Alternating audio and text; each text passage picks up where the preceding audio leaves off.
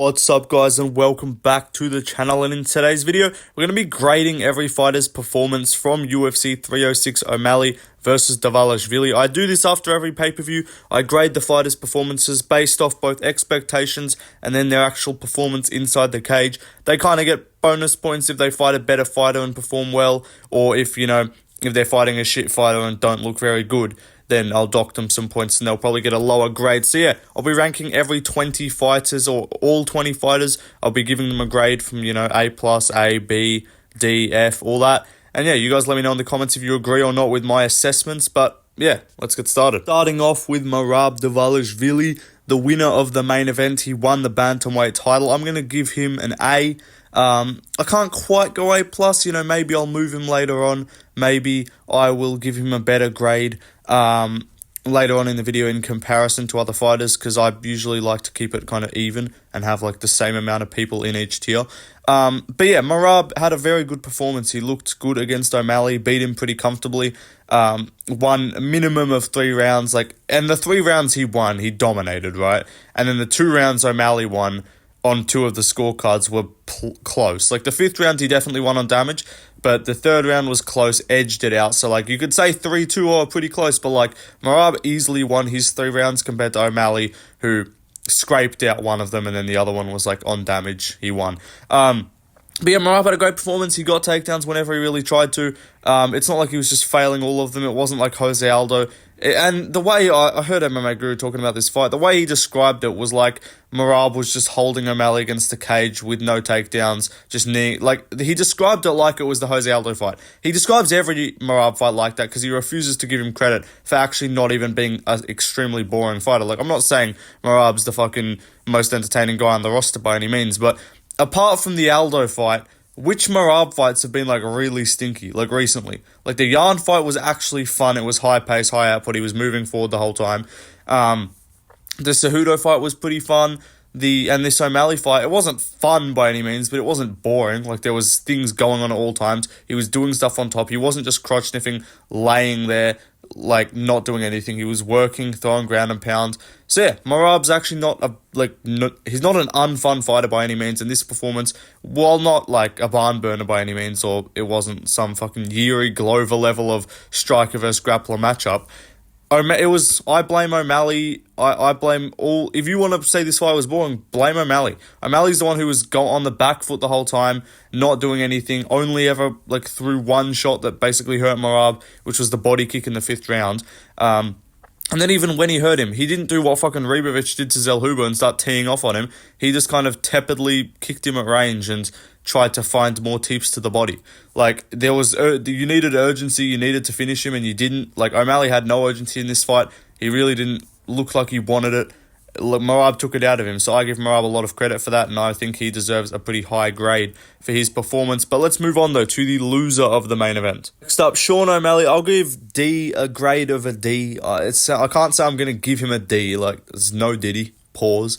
But no, Sean O'Malley's performance, it wasn't atrocious, but it wasn't good either. This was not Izzy against Strickland. He just got absolutely had no moments the whole time or something like that. This was not just a complete domination, but he didn't look good. And also, it was close on the odds, so it's not like he was a massive favourite. If he'd looked like this against Cheeto and lost, then I probably would have given him an F. But given the level of opposition, Merab is just a difficult style matchup for everyone, pretty much, from what we've seen.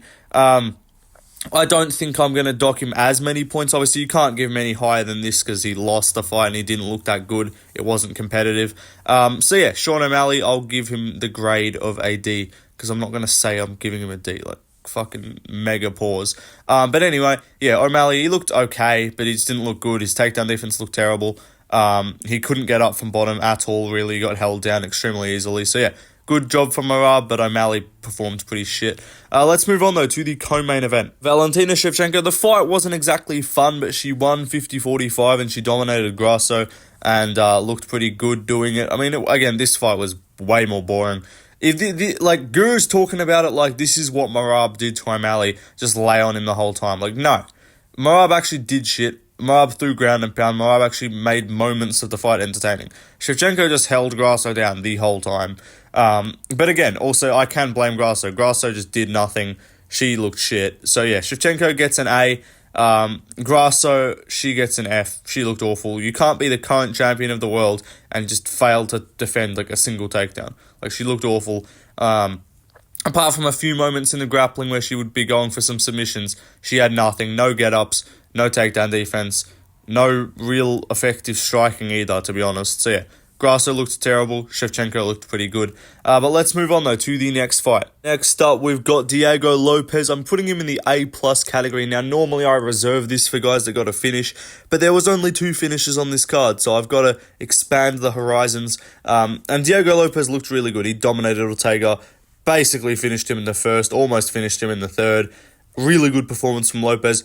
And dominating a top 3, I know he was favoured, but still, dominating the number 3 ranked featherweight in the world, who has only ever lost before to guys that are either champions or went on to become a champion, or slash champions at that time, like Holloway and Volkanovski, actually. I think those are the only 2 other... And Yair became an interim champion, but that was an injury, so whatever. But, like, yeah, the only guys he's definitively lost to have been UFC champions. So Diego Lopez, time will tell. Is he going to follow that trend? Maybe, maybe not. I think he will at some point hold the belt. But he looked great. He looked great. He really didn't have any bad moments in this fight. This was not like the Dan Ige fight where he went out there and looked good early and then kind of, didn't look that good in the third round and gassed out a bit. He didn't even gas out. He had another high output round where he rocked Ortega in the third. So great performance. Great performance from Lopez. Ortega looked awful. I'll put Ortega in the F tier, probably. Like, I'll give him an F grade because he looked awful. He did nothing. You're the number 3 ranked guy coming off a finish over Yair Rodriguez.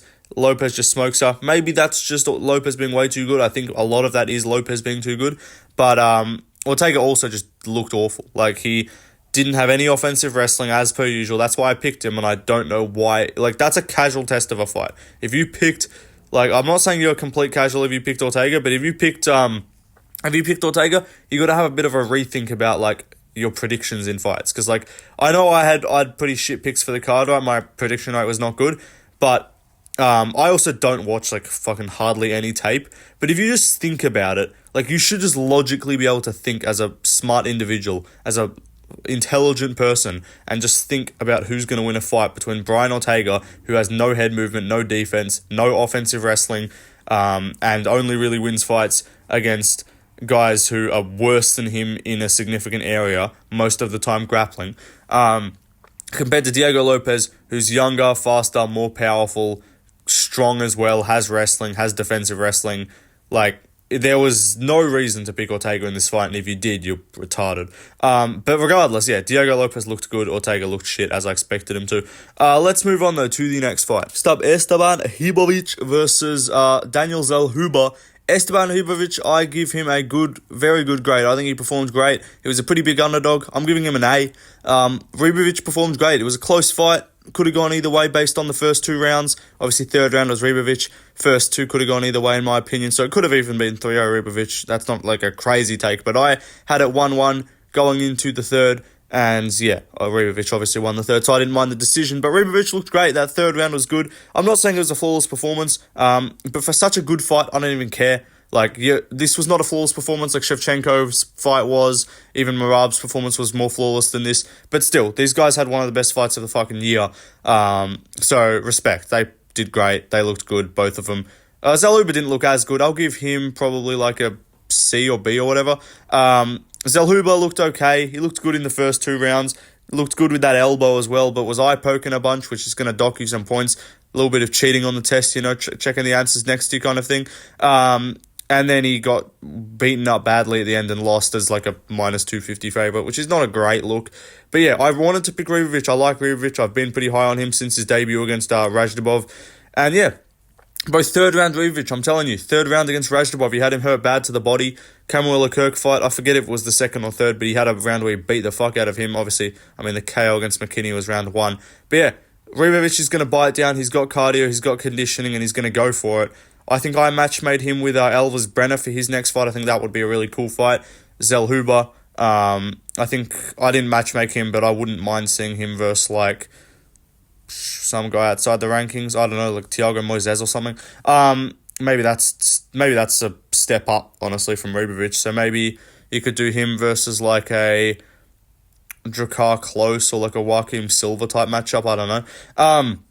But yeah, both of them looked pretty good. Had a great fight, so I'll give Rovich an A for getting the win and scrapping, and I'll probably give Zelhuba a B. But let's move on though to the next fight. Next up, Ronaldo Rodriguez versus Osborne. I'm gonna give them both a B, to be honest, because I thought the fight was very competitive. They both had dominant rounds, like 10-8. You could have given a 10-8 in round 1 to Osborne, and you could have given a 10-8 in round 2 to Rodriguez, and then the third round could have gone either way. So I don't think someone getting their hand raised in this fight determines that one of them was just way better or performed way better than the other.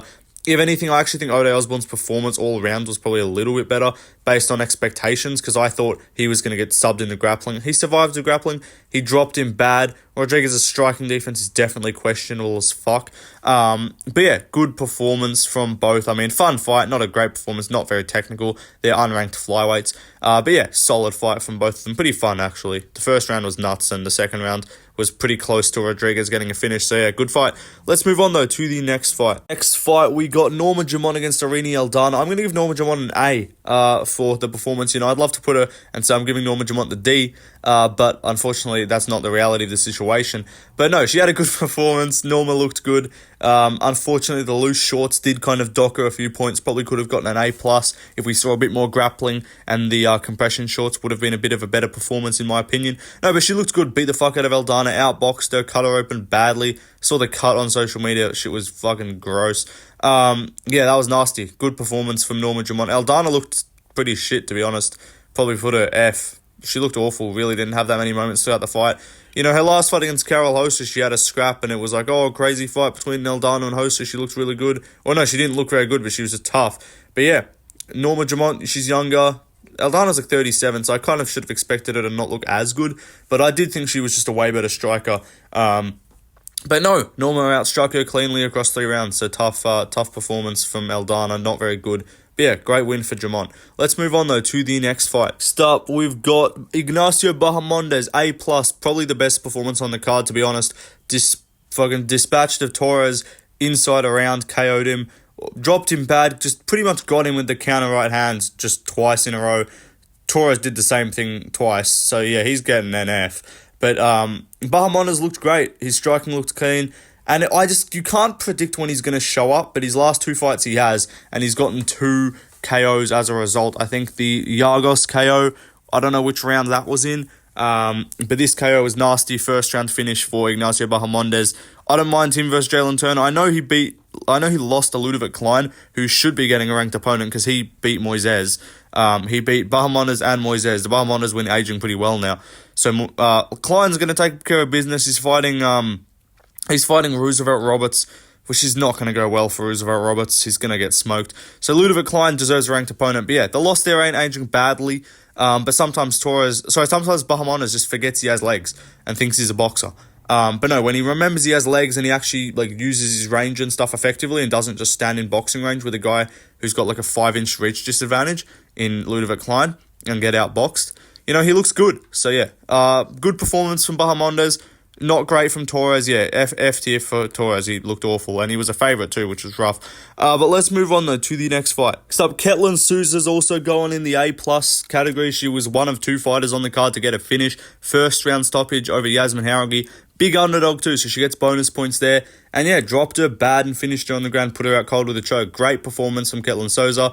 Jauregui's got to go F tier. You were a big favourite again, similar to her against Denise Gomez. You can't be that big of a favourite. This considered like some prospect and just go out there and lose. Like maybe she just needs to change her sexual orientation and just be a lesbian, if that works. But maybe it has to be like naturally. Like maybe you naturally have to be like you can't just switch midway.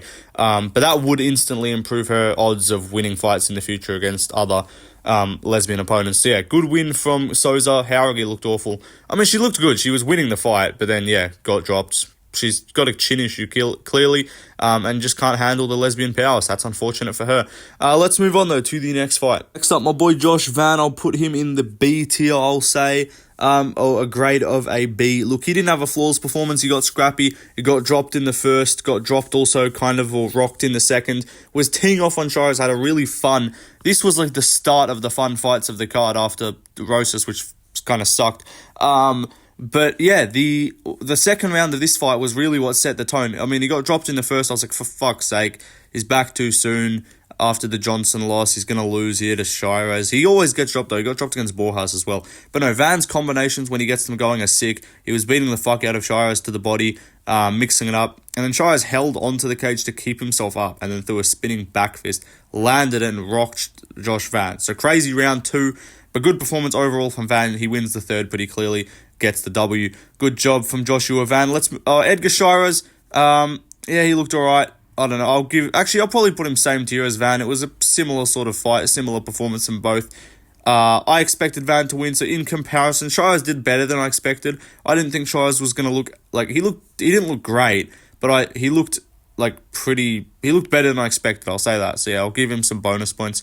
But let's move on to the first fight of the card. Next fighter, Raul Rosas Jr., Meep. I'd say he's probably the worst performing winner on the card. Now, you might be like, oh, Shevchenko fight was boring. It was boring, but she won 50-45. Rosas won 2-1 and lost a round to Aori Tralang and went to a decision in a fight where he was a fucking minus 900 favorite. Like, it's in comparison. Rosas' fight was not fun at any moment. Probably one of the more forgettable fights on the card, apart from the co-main event, I'd say. But yeah, this was not a good performance from Rosas. I don't want to be too harsh on him. Like, he's 19. I know he's got growing to do. I know he needs to kind of build himself into his frame, kind of get a bit more experience. But like, how many fights is that? He's beat Perrin, lost to C-Rod, beat Mitchell, beats Tercio.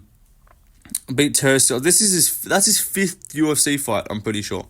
Yeah, that's his 5th UFC fight. Like, at what point, like, if this guy's 22 in his, like, or if this guy's 21 or 22 in his, like, 12th UFC fight and he's looking mid like this, at what point are we going to be like, okay, he's just not that good? Like, I don't want to get there yet because I know he's 19, which is crazy. By far the youngest guy on the roster. But if he's 22, 3 years from now with 15 fucking UFC fights or some shit, I know that's probably a stretch. But, like, if he fights 3 times a year for the next 3 years, he'll have 14 fights by this time 3 years from now if he fights 3 more times a year. If he's got 14 fights in the UFC and he's just still looking mid and we're going like, oh, prospect Raul Rosas Jr. building his way up. Like, he can't take another loss, in my opinion, unless he gets to the top 15 before if he can't take a loss to an unranked opponent. That's my hypothesis. Like, if he takes a loss to an unranked, that's going to kind of kill the hype. Like, there'll still be the Chihuahuas, there'll still be the fucking, oh, Raul Rosas, youngest fighter in UFC. But what happens when Raul Rosas is 21 and then there's like a 20-year-old fighter that gets signed and he's not the youngest? Like, his promotability right now is based off his age. And apart from that, there's really nothing going for him because everything that he's got has come from his age. I'm not trying to be a hater. I didn't want to turn this into a shitting on Raul Rosas kind of thing. I like him. I think he's good for this. Like, I think he's good for the division if he can actually improve and get up there. It'll be fun. But as of right now, he's not as promising as I think a lot of people kind of hoped he would be. Anyway, Aori Tralang, you know what? I'll put him in the same tier as Rosas. I compare their performances because Aori Tralang was a big underdog and he didn't get subbed. I think all he had to do to have a decent performance in my eyes was just not get subbed and not get 30-27. He took a round off Rosas. He looked good in one of the rounds. I mean, he didn't look good at all, really. His takedown defense sucked. But anyway, there you go. I moved some other ones around. You guys can figure that out for yourselves. I'll put Marab up a little bit. I think his performance was pretty solid. And yeah, I'll give a bit of leniency to Ortega as well. But anyway, that's the video done, guys. Like, subscribe. Let me know more videos you guys want to see in the comments. And yeah, peace out, guys. See you in the next one.